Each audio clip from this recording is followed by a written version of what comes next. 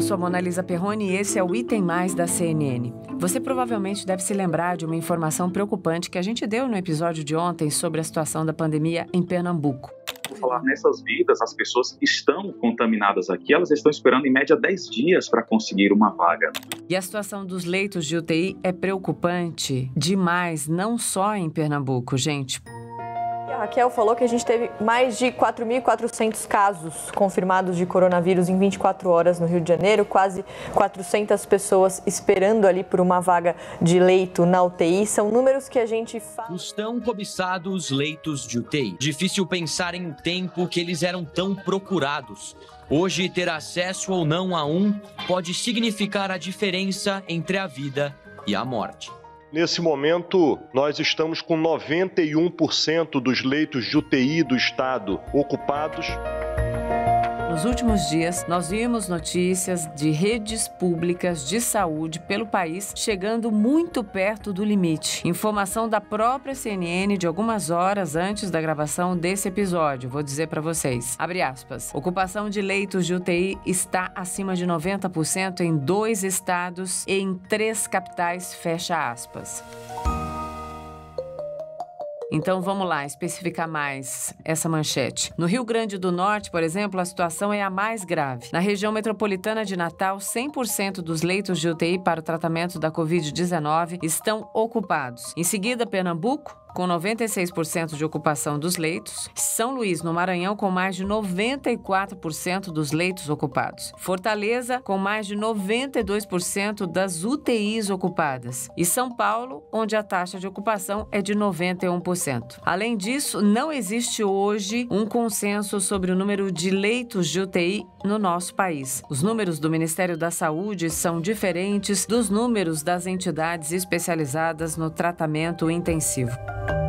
E agora a gente está acompanhando uma discussão que ganhou mais vozes, que é a distribuição dos leitos de UTI. Para a gente se aprofundar nesse assunto tão importante, tão urgente, o Item Mais de hoje vai falar com 2 especialistas. Primeiro, o médico intensivista, Dr. Marcelo Maia. Dr. Marcelo é da Associação de Medicina Intensiva Brasileira. Dr. Marcelo, olá, muito bem-vindo ao Item Mais. Boa tarde, Mona Lisa, como é que vocês estão ouvintes? Tudo bem? Tudo bem. Eu gostaria de começar o nosso papo perguntando para o senhor quais são os aparelhos e que tipo de profissionais são mais necessários nessas unidades de tratamento intensivo, para que todos entendam o ponto de partida dessa nossa conversa. Por favor, doutor Marcelo. Excelente pergunta, Mona Lisa. Inicialmente, agradecer, gente, o convite para participar dessa discussão com vocês. Hoje, mais do que nunca, nós da Associação de Medicina Intensiva Brasileira temos ciência de que o profissional intensivista, médico, enfermeiros, técnicos de enfermagem, fisioterapeutas, psicólogos, fonoaudiólogos, enfermeiros e dentistas e todos os profissionais envolvidos na assistência do paciente crítico,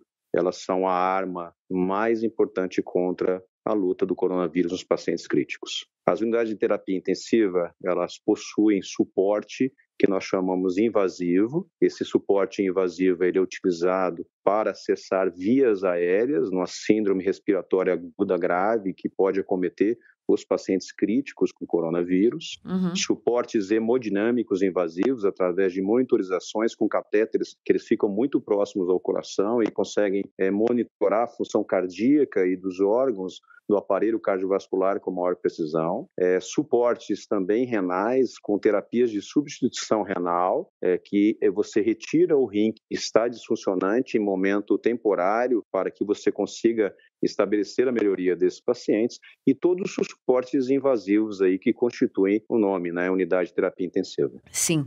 Doutor, a unidade de terapia intensiva, então, ela pode significar em vários momentos a salvar vida de alguém? Sim. Isso é determinante, de fato, como a gente tem ouvido? Bastante determinante. Os profissionais intensivistas, eles estão habilitados a lidar com pacientes críticos. O quadro mais crítico do coronavírus é justamente a síndrome respiratória aguda grave, que é o que nós chamávamos antigamente da síndrome de desconforto respiratório aguda. E isso é de manejo do intensivista. O paciente é colocado em ventilação mecânica, na maioria das vezes invasiva, E o manejo dessa ventilação mecânica deve ser feito por um profissional especializado. De nada adianta você colocar um paciente sobre um tubo traqueal e você não saber manipular um ventilador mecânico. Então, mais do que nunca, é muito importante a função do intensivista habilitado e conhecedor do manejo do paciente crítico nesse momento. Agora, doutor, já que o senhor fez essa ressalva tão oportuna, me preocupa quando eu ouço notícias de que em vários desses hospitais de campanha que estão aí abertos em muitas cidades brasileiras, não há equipamentos com UTIs. Isso significa o quê? Na prática, sem nenhum tipo de filtro, doutora? Uma resposta bem verdadeira e, se for o caso, bem firme, independentemente do impacto que isso cause. Excelente pergunta, Mona Lisa. A criação desses hospitais é para um pré-atendimento hospitalar, ou seja, num paciente que tenha uma síndrome respiratória leve, não seja um paciente de manejo de síndromes respiratórias moderadas e graves ou disfunções orgânicas graves. Esse tipo de situação é realizada e precisa ser realizada num atendimento a pacientes na área pré-hospitalar, porém sem disfunções orgânicas graves ou principalmente a disfunção respiratória moderada grave. Esses subgrupos de pacientes devem ser atendidos dentro de unidades de terapia intensiva. Pois é, mas esse é o grande desafio, né, doutor Marcelo? Porque se o sistema hospitalar está colapsando, como estão dizendo as autoridades em várias partes do nosso país, nós ouvimos a declaração do secretário municipal de saúde da cidade de São Paulo no fim de semana, declaração essa muito repercutida na mídia em geral, de que em 2 semanas, se a linha de isolamento não diminuir, se a curva ali não mudar a trajetória, o sistema irá colapsar. Então, se o sistema está prestes a colapsar, como é que dá para ter unidades de campanha pensando no atendimento primário, se as redes mais robustas, vamos dizer assim, já não conseguem atender a todos e a pandemia pode dar a sua pior face a partir de agora? É bastante preocupante do ponto de vista de manejo de pacientes críticos e graves. A utilização de dispositivos invasivos, sejam respiratórios, sejam hemodinâmicos, renais e outros, elas precisam possuir um ambiente especializado. Nós entendemos que existe aí exaustão de alguns sistemas de atendimento de saúde em alguns estados, mas o que nós precisamos saber e garantir é a segurança dos nossos pacientes. E esses dispositivos, eles devem ser utilizados, eu repito, por profissionais intensivistas especializados. Essa é a nossa visão como AMIB, tá? A qual a gente garanta a segurança ao paciente. Agora, de que forma essa segurança vai ser garantida? E isso, a orientação da AMIB é que se garanta assistência. Tá? Eu acho que cabe, assim, aos gestores aí, sim, uma intervenção no sentido de equipar unidades de terapia intensiva que estejam subutilizadas ou não utilizadas, entendeu? Para que nós tenhamos, sim, o garantidor da segurança dos nossos pacientes. Isso é muito importante. Nós colocarmos nossos pacientes graves em risco de atendimento é responsabilidade nossa. E eu acredito que isso, com certeza, está sendo pensado.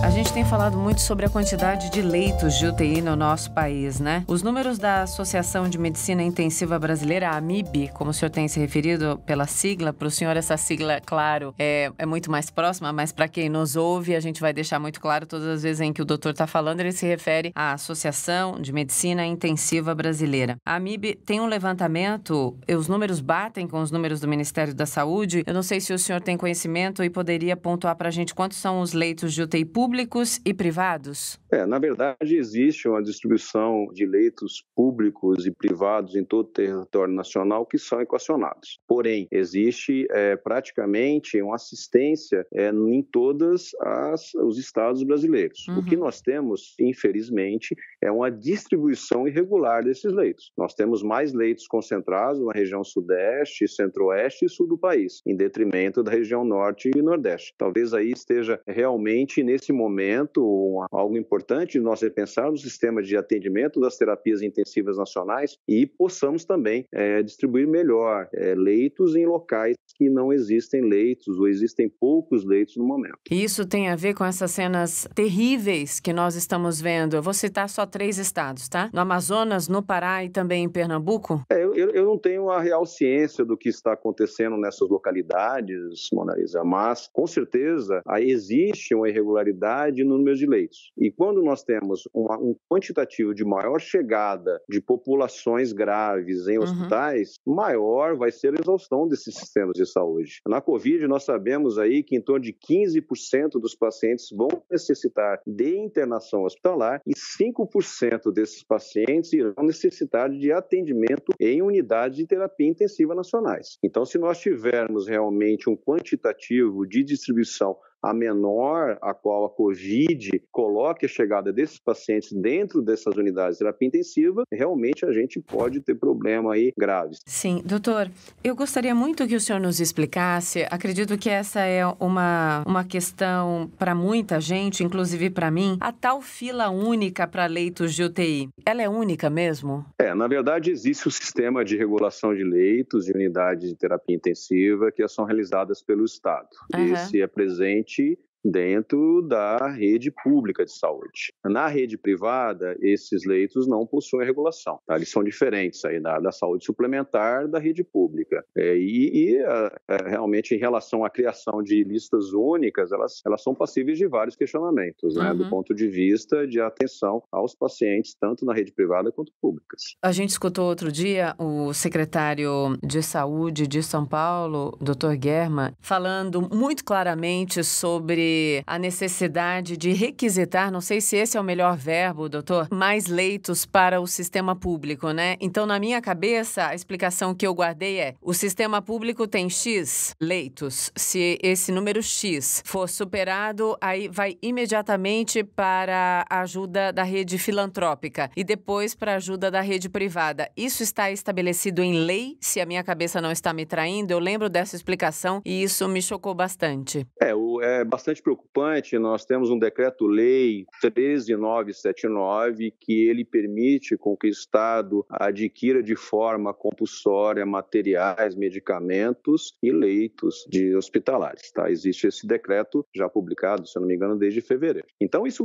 preocupa bastante, porque eu acredito que deva se existir o consenso, que seja um consenso bastante racional, porque nós podemos também esgotar o atendimento na saúde privada de uma maneira irracional e nós ficamos aí sem leitos de terapia intensiva. Então, acredito que os estados devam negociar aí ponto a ponto, do ponto de vista de não atender, deixar de atender e também não atender um ou outro subgrupo, né, de pacientes. Doutor, o momento é de pensar no todo, porque se as pessoas pensarem nos seus nichos, aí sim nós vamos ter uma realidade muito mais dura para enfrentar nas próximas semanas, né? Estou tendo essa sensação. O senhor acha que a minha sensação está correta ou errada? Não, sua sensação está correta, né? Nós temos um sistema de atendimento que, infelizmente, ele tende a entrar em exaustão pelo quantitativo de atendimentos de pacientes que cheguem nos nossos hospitais. E nós aí, como gestores de saúde, nós devemos sim triar um caminho seguro e planejar um caminho seguro para atender a população. Qual a última mensagem que o senhor deixa para quem está ouvindo esse podcast aqui da CNN Brasil em relação a essa preocupação? Algo que era tão distante da nossa realidade faz parte de uma conversa quase que diária, né? Se eu precisar, o que vai acontecer comigo são as perguntas mais recorrentes que eu estou ouvindo. O que o senhor poderia dizer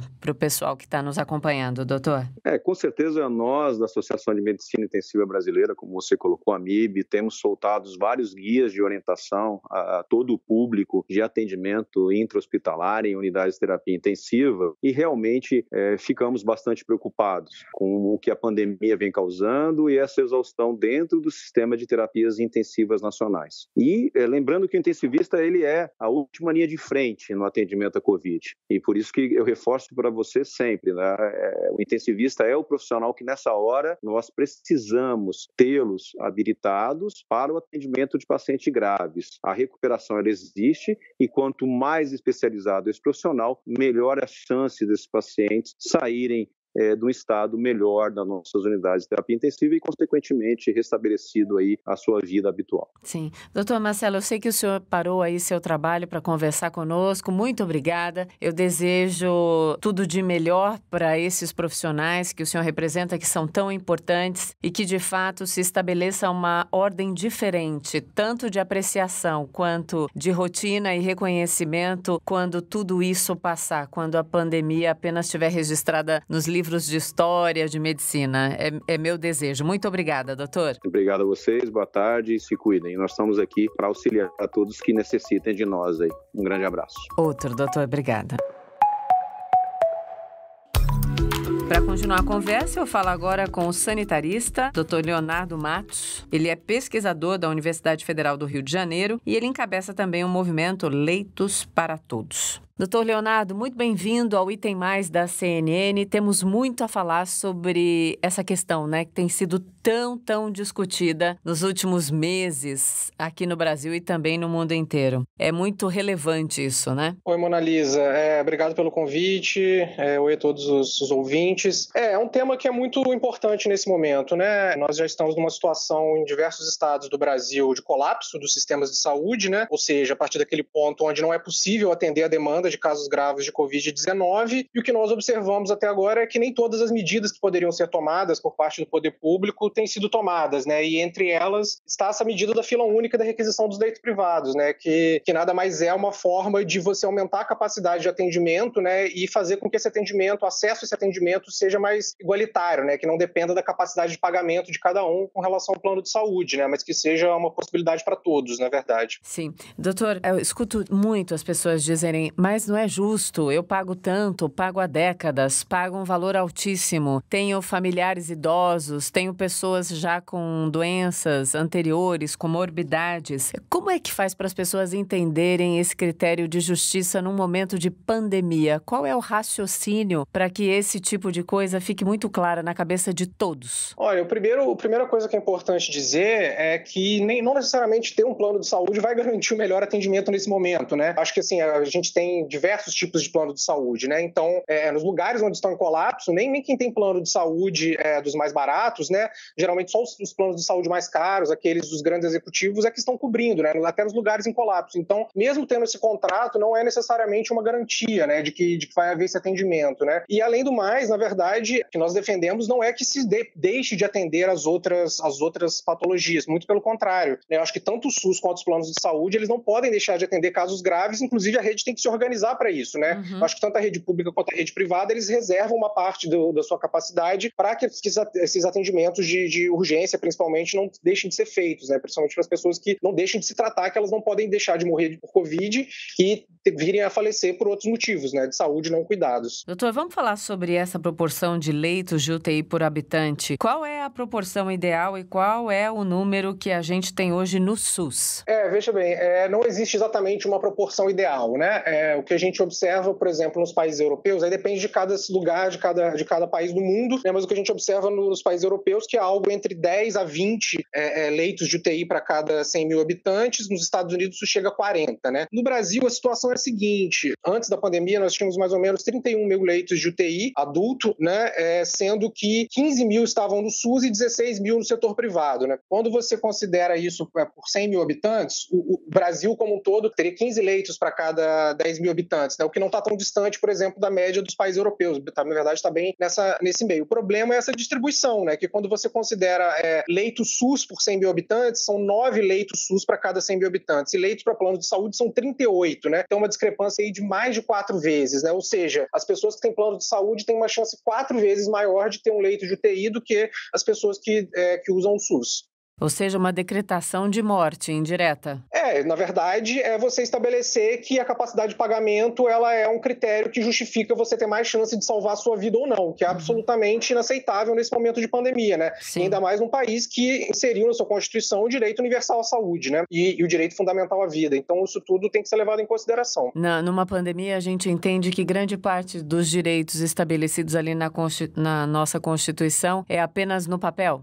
O que acontece, na verdade, né? Essa distribuição, ela já vem de muito tempo, né? Ela não aconteceu agora, né? Então, nós já temos um problema estrutural aí, que eu acompanho o SUS durante todo o seu tempo, que é justamente dessa concentração de recursos assistenciais, profissionais, técnicos, financeiros, nos planos de saúde, né? Então, essa distribuição, ela permeia várias outras dimensões do sistema de saúde, né? É claro que num contexto de pandemia, essas desigualdades, elas ficam muito mais visíveis e elas têm consequências muito mais catastróficas, né? Então, veja bem, o que a gente está defendendo é basicamente que se faça valer a Constituição, né? O direito universal à saúde. Doutor Doutor, é tão difícil essa pergunta, mas ela tem que ser feita. Como é que dá para colocar em prática, então, essa tal fila única de verdade? Ou se não dá para colocar, enfim, fique muito à vontade de falar 100% a verdade aqui pra gente. Claro. Não, eu acho que essa questão é bem importante, porque tem havido muita confusão, né, no debate público a respeito de duas coisas, né? Uma coisa a fila única e outra coisa a utilização dos leitos privados. Apesar delas estarem interligadas nesse momento, elas não são exatamente a mesma coisa, né? Vamos lá. Para a gente falar da utilização desses leitos privados, né? Como eu falei, essa distribuição é muito desigual, então a única forma que a gente teria era de reduzir essa desigualdade e, na verdade, ajudar a organizar o sistema, seria incluindo esses leitos privados no sistema de saúde como um todo, ou seja, que todos os leitos estejam disponíveis para todos, né? E não haja essa segregação entre quem tem planos e quem não tem. Isso foi feito em vários países, né? Na Europa, na Espanha, eles foram, por exemplo, com relação à utilização dos leitos privados, você tem várias formas de se fazer isso, né? Não existe uma única forma, né? Por exemplo, na Espanha, optou-se pelo caminho da estatização temporária, ou seja, durante a pandemia, a propriedade daqueles estabelecimentos passava a ser do Estado, né? Não é isso que está se propondo aqui no Brasil. No Brasil, a gente tem duas formas de fazer isso principais, né?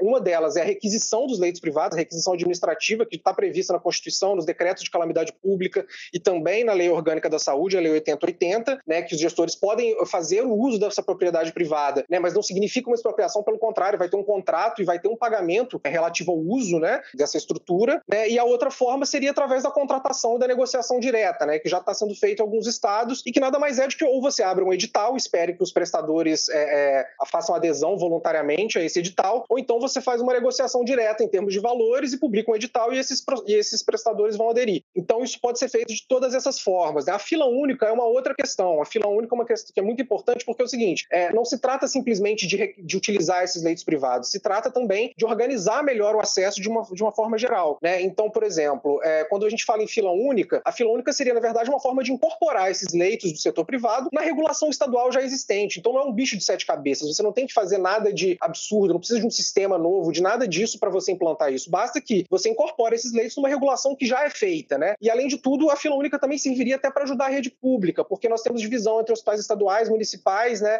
e federais, por exemplo, aqui no caso do Rio de Janeiro, e muitos deles não estão disponibilizando esses leitos para a regulação estadual, que é quem é responsável pelos casos de Covid. Então, veja bem, a fila única ela seria uma forma de aumentar, de maximizar, né, essa capacidade que os estados têm gerenciado para ofertar no caso da Covid-19. Então, não são, no caso de coisas nada absurdas. No SUS já é feito, por exemplo, no caso de transplantes. No transplantes, independe você ter plano de saúde ou não para você ter acesso a um transplante. É basicamente isso que a gente está propondo. Sim, doutor, num país com diferenças sociais tão profundas, nesse momento, esse debate se coloca revelando exatamente como os governantes, grande parte dos governantes, não estou generalizando de jeito algum, mas os governantes e também grande parte da população se comportam quando a gente fala sobre divisão equalitária? Eu acho que é bastante sintomático, né, o que está acontecendo, né? Essa questão dos leitos, ela deixa isso muito claro, né? Porque você, mesmo nos estados onde já estão em colapso, isso não foi feito de uma forma abrangente, né?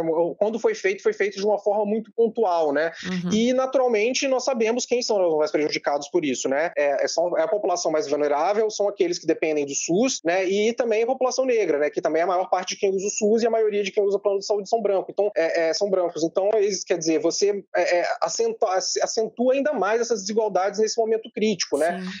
E, infelizmente, o que nós estamos vendo é que as medidas têm sido insuficientes, né? Por exemplo, com relação a essa questão dos leitos, apesar de já termos recomendação da Fiocruz, da UFRJ, do CNJ, do Conselho Nacional de Saúde, do Ministério Público, da Defensoria Pública, nós sequer temos informações precisas sobre qual é essa ocupação no sistema privado hoje, né? E quanto mais políticas mais abrangentes tomadas pelos estados, né? Então, é muito impressionante, na verdade, muito lamentável que nesse momento essa pauta tenha tanta dificuldade de avançar, né? Esteja havendo tanta resistência por parte dos governantes e por parte do setor privado em fazer uma medida que, na verdade, racionalizaria como um todo a utilização dos recursos existentes e salvaria muitas vidas, né? Que é disso que nós estamos falando. Que, infelizmente, o que muita gente está tentando recorrer e fazendo já não é de hoje, né? Muito antes da pandemia, é a judicialização da saúde, né? Isso tem sido decidido nos tribunais. Exatamente, né, Mona Lisa? Veja bem, alguns dos argumentos que têm sido colocados, né, contra a fila única e a utilização dos leitos privados é que isso desorganizaria o sistema. Mas, na verdade, é justamente o contrário. Se você não fizer, a judicialização pode desorganizar muito mais, né? Porque a judicialização, primeiro, ela não resolve o problema do acesso igualitário, porque ela é feita feita no varejo, né? Então, pessoas individualmente vão fazer esse pedido na justiça e, na verdade, a maioria das pessoas que tem recursos, né, para pagar um advogado e para acessar a justiça. E, por outro lado, isso seria feito de uma forma desordenada, né? Então, a justiça pediria um leito aqui, outro ali, né? Enfim, sem nenhum planejamento e sem nenhum acordo entre executivo e setor privado, né? Então, isso é muito ruim, tem que ir por esse caminho, né? Então, na verdade, fazer isso de uma forma organizada é o jeito de evitar o caos, né? E não se fazer também vai gerar um caos, porque é o caos que nós já temos visto, né? De pessoas morrendo em filas de UTI, enquanto existe capacidade ociosa no setor privado. O momento é da gente olhar para o todo, né? Em relação às questões mais básicas, ao leito de UTI, que é a nossa discussão agora, isso emenda a questão básica de lavar as mãos, de manter o isolamento, de saber dividir uma necessidade, um alimento, olhar para o lado. Talvez, na minha cabeça aqui, muito poliana às vezes, todas essas questões tão duras nos ajudem a melhorar como humanidade, como indivíduo, né? Porque senão não tem como resolver isso que o senhor está dizendo pra gente, doutor. Mona Lisa, eu espero sinceramente que esse momento minimamente desperte um pouco mais em nós esse sentimento de solidariedade e que nós levamos esse olhar para olhar as políticas públicas como um todo, né? Porque não adianta, enfim, esse estado todo que a gente está vivendo se a gente não puder tirar uma consequência disso, né? Mas agora, infelizmente, também o que nós temos visto é que, se por um lado a gente tem algumas ondas de solidariedade e as pessoas se despertando para algumas coisas mais básicas, infelizmente a situação, a conjuntura do país impede que isso seja maior e que isso seja mais abrangente, né? Enfim, é muito lamentável, por exemplo, que a gente tem que discutir se o isolamento social é uma necessidade ou não, né? Quando, na verdade, a gente está falando de sistema de saúde, mas o isolamento social é a principal medida para se evitar o colapso, né? Exato. Então, ter que discutir isso ainda, ter que convencer as pessoas ainda, e mesmo assim não convencer uma boa parte da sociedade sobre isso, com certeza também nos dá um pouco de desânimo, né? Mas eu acho que, com certeza, nós temos que resgatar essa solidariedade nesse momento. Sim, e bater na tecla sempre, até que todos se convençam. Doutor, muito obrigada por esse papo tão aberto, tão verdadeiro. Eu acredito de verdade que informação é proteção, sim, é bom senso, e essa é a finalidade dessa conversa. Muito obrigada de verdade e até uma próxima oportunidade. Obrigada. Eu que agradeço, Mona Lisa. Então é isso, amanhã a gente se vê de novo? Não, a gente se ouve. Beijo.